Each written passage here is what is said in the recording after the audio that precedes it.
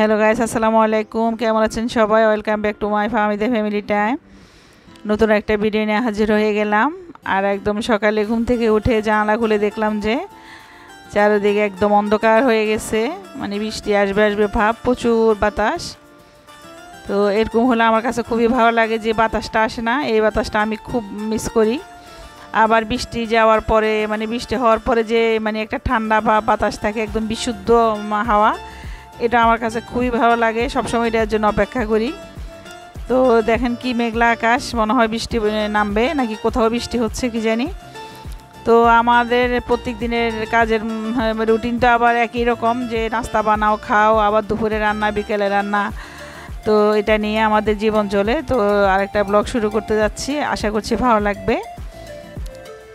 তো এখানে আমি এই যে আমাদের সন্দ্বীপের শ্যামাই, আজকে আমাদের সব সন্দ্বীপের জিনিস দেখাবো। আমি তো সবসময় বলি যে আমি সন্দ্বীপের জিনিস মিস করি না, কারণ সন্দ্বীপের প্রত্যেকটা জিনিস আমি খাই এখানে ঢাকা বসেও।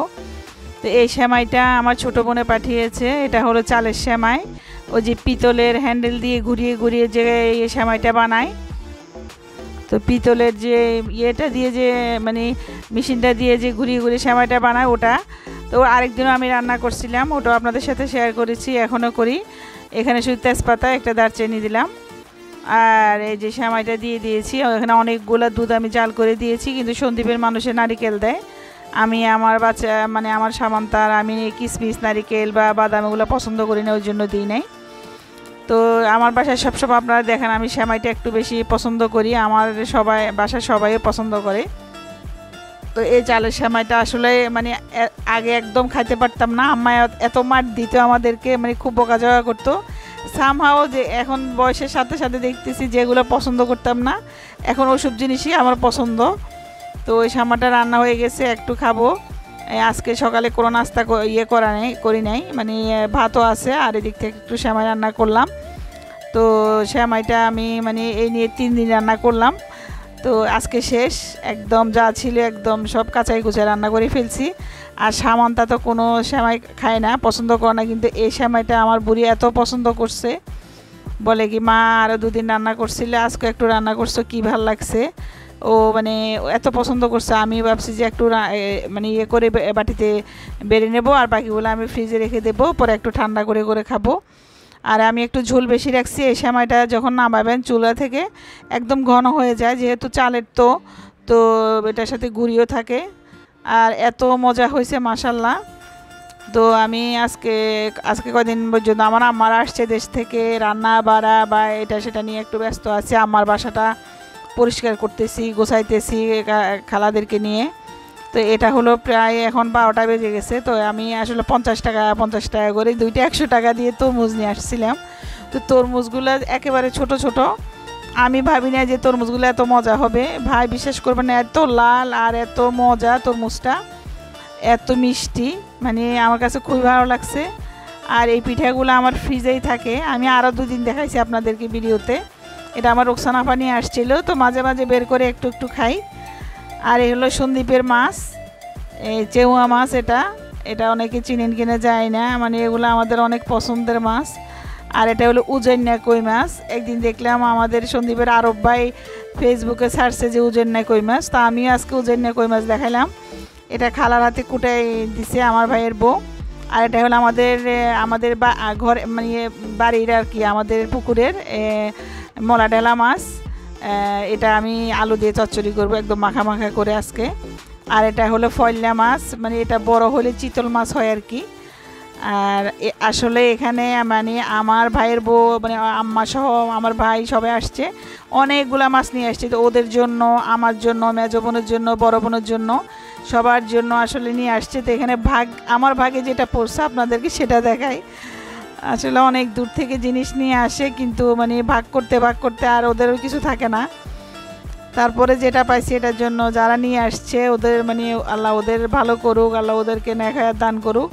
এত মজা করে যে জিনিস খাই, সবসময় আমার ছোটো বোনে পাঠায়, আম্মারা নিয়ে আসে, আমার ভাইয়ের বুড়া সবসময় কষ্ট করে নিয়ে আসে। এটার জন্য অনেক শুকরিয়া জানা আল্লাহর দরবারে, আল্লাহ ওদের মনের আশা পূরণ করুক, এত কষ্ট করে আমাদেরকে এনে খাওয়ায়।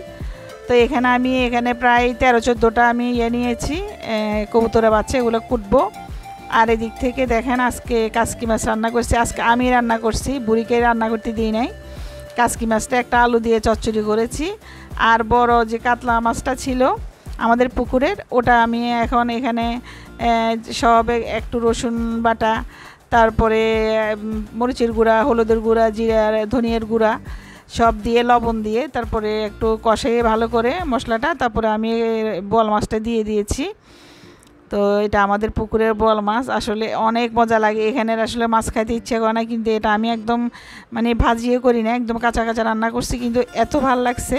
কিন্তু একটু ভালো করে কষাবো এখন, কষিয়ে তারপরে ঝোল দেবো। আর এদিক থেকে ছোট যে মাউল মাছটা ছিল ওটা ভাজি করছি। আর যে উজেন্যা কই মাছ আছে না, যেটা আসলে মানে যে আমরা কি বলি, ঠাডা পড়লে বলে বা বিদ্যুৎ চমকাইলে যখন যে বাস পড়ে, তখন কিন্তু অনেক কই মাছ পুকুর থেকে উপরে উঠে যায়। তখন অনেকে বের হয়ে ছাতি দিয়ে যায় যে কই মাছ ধরে। আমিও আগে দেশে থাকতে এরকম করতাম বিয়ের আগে। তো আসলে এগুলো অনেক মিস করি। তো ওই কই মাছ আর কি এগুলা। আর এখানে আমি কবুতর প্রায় 14টার মতো আছে, ওগুলা সব কুটছি। কোটার পরে এগুলা সব ভাজি করতেছি সামান্তা বুড়ি, সরিষার তেল দিয়ে মাখিয়ে আগে সব মশলা দিয়ে 1 ঘন্টার মতো ম্যারিনেট করছি। এরপরে মানে অনেকগুলো সয়াবিন তেলের মধ্যে এগুলো এখন ভাজতেছে সামান্তা বুড়ি। তো এগুলো আমার ভাইয়ের জন্য পাঠাবো আর শানমনির জন্য পাঠাবো।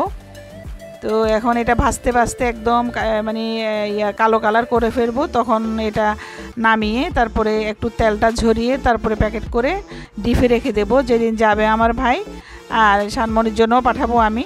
তো এগুলো প্যাকেট করব আর কি।